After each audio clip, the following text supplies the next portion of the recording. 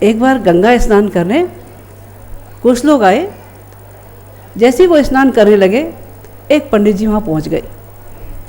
वो कहने लगे, अरे जजमान, गंगा स्नान कर रहे हो, गंगा जल हाथ में है, कुछ संकल्प करो। उन्होंने अपने मंत्र बोलना शुरू किए और वो जजमान जो थे सोचने लगे, भाई मैंने तो कहा भी नहीं और इन्होंने संकल्प बनाने शुरू कर दिए। खैर कोई बात नहीं, पंडित जी थे, चुपचाप देखते रहे, सुनते रहे।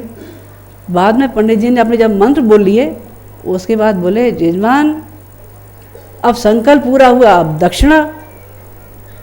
अब जजमान जी भी तेज थे, वो कहने लगे, पंडित जी आपने संकल्प तो कराया, लेकिन जब तक प्रसाद न मिले तब तक कैसे बात बने। पंडित जी ये सोचने लगे, अगर प्रसाद लेने में कहीं जाता हूँ तो कहीं ऐसा ना हो ये जजमान भाग जाए। उन्होंने लिया, नीचे मुंह किया, गंगा जी में से बालू उठाई और जजमान के हाथ पर रख दी। क्या बोले, गंगा जी की बालू का मिश्री करके मान। ये गंगा जी की बालू है, इसको मिश्री मान ले बेटा। अब जजमान जी भी तेज थे, उन्होंने झट से निगाह नीचे की, उन्होंने देखा उनके पैर के पास एक मेंढकी घूम रही थी। फट से लपके उठाई और पंडित जी के हाथ पे रख दी। बोले, गंगा जी की मेंढकी गैया करके मान। उन्होंने कहा, ये गंगा जी। अगर पात्रता न हो तो गुरु और शिष्य दोनों ऐसे ही उपहास के पात्र बन जाते हैं। अगर सामर्थ्य न हो, पात्रता न हो, पात्रता हासिल करने के लिए गुरुदेव ने 3 चरण बताए। किसी भी साधना पथ पर अगर अपने आप को आगे बढ़ाना है, अनुदान पाने हैं, तो उसके 3 चरण है। एक का नाम है उपासना।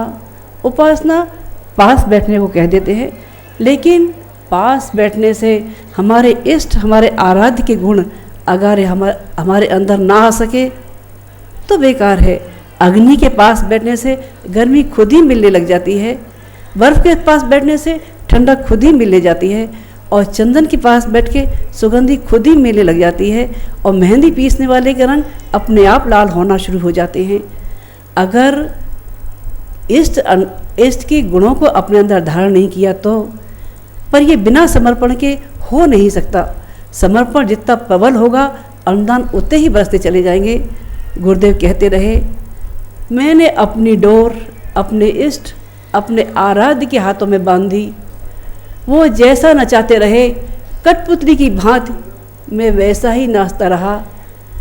मेरे अंदर से अपना अस्तित्व खत्म हो गया, एक ही आवाज़ आती रही, ए मालिक तेरी रजा रहे, तू ही तू रहे, बाकी न मैं रहूं न मेरी आरजू रहे।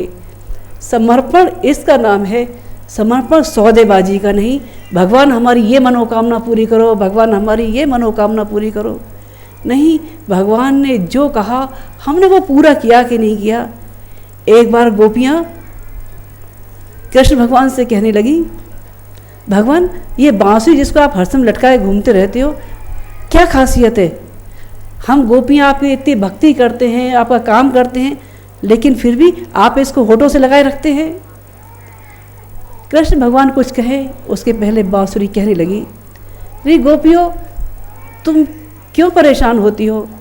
मैंने अपने मन की गांठें, अपने अंदर को खोखला कर दिया है अपने इष्ट, अपने आराध्य के चरणों में। इसमें वो ही स्वर बजे हैं जो मेरे इष्ट ने चाहे हैं। अगर तुम भी इतना समर्पण कर सके हो कि अपना अंतरंग खाली कर सके हो, तो उसके अनुदान बरसते हुए चले जाएंगे। उपासना इसी का नाम है। अगला चरण गुरुदेव बताते रहे साधना का। साधना किसका नाम है? साधना अपने आप को हर पल साधने का नाम साधना है। अपनी आदतें, अपनी मान्यताएं, अपनी इच्छाओं, इस सब को ऊंचा कर दे के नाम साधना है। आज सब जगह प्रदूषण का दौर है। खाने में प्रदूषण, पानी में प्रदूषण, वायु में प्रदूषण, जमीन पे प्रदूषण, आकाश में प्रदूषण, हमारे मन विचारों में प्रदूषण। इतना प्रदूषण भरा है, वो ईश्वरीय सत्ता कैसे आए? दिवाली की सफाई होती है तब सारे घर भर में सजावट करते हैं, सफाई करते हैं, केवल ये सोचते हैं इस सफाई में देवी लक्ष्मी हमारे घर में आने वाली है। लेकिन वो इष्ट आराध्य अगर आपके अंतरंग में आना चाहे, ईर्ष्या देश का सारी मलिनताएं कषाय कल्मशों की अंदर भरी हैं, तब कहाँ बिठा सकेंगे। माता जी कहती रही, कोठरी मन की सदा रख साफ बंदे, कौन जाने कब स्वयं प्रभु आन बैठे। तुम बुलाते हो उसे यदि भावना से, कौन जाने कब निमंत्रण मान बैठे। अगर वो निमंत्रण मान ही बैठे हैं, अगर आने को तैयार है, तो क्या मलिनताओं से भरे अंतःकरण में बिठा सकेंगे? बिठा नहीं सकेंगे। अपने अंतरण को निर्मल कराने का नाम साधना है। अगला चरण गुरुदेव बताते रहे आराधना का।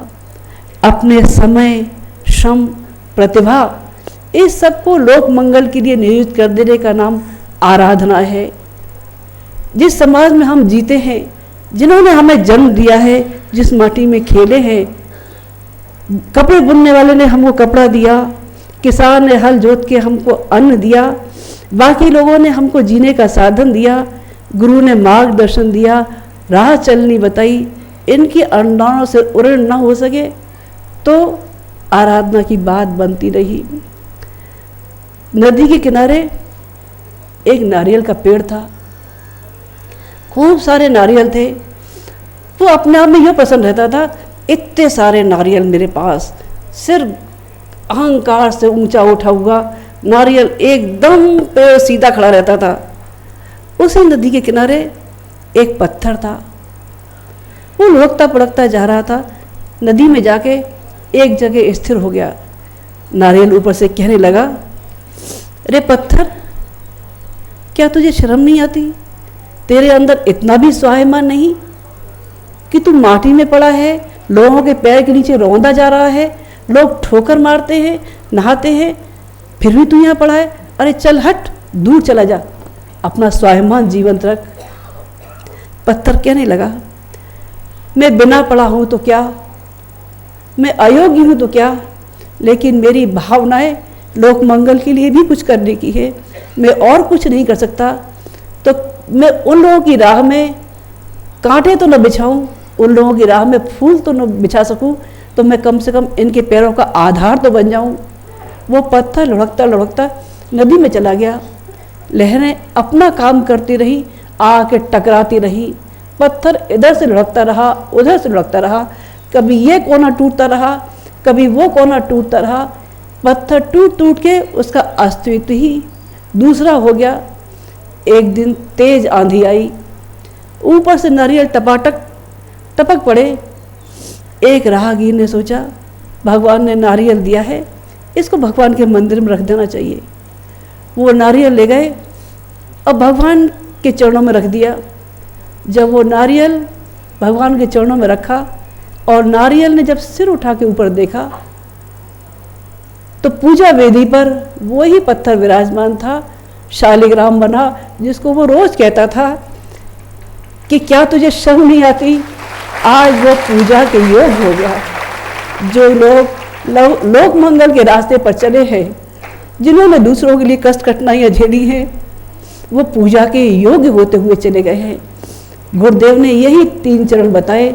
हमारे YouTube चैनल शांति कुंज वीडियो गायत्री परिवार को सब्सक्राइब करें एवं बेल आइकन जरूर दबाएं ताकि गायत्री परिवार की विभिन्न गतिविधियों की जानकारी आपको मिलती रहे।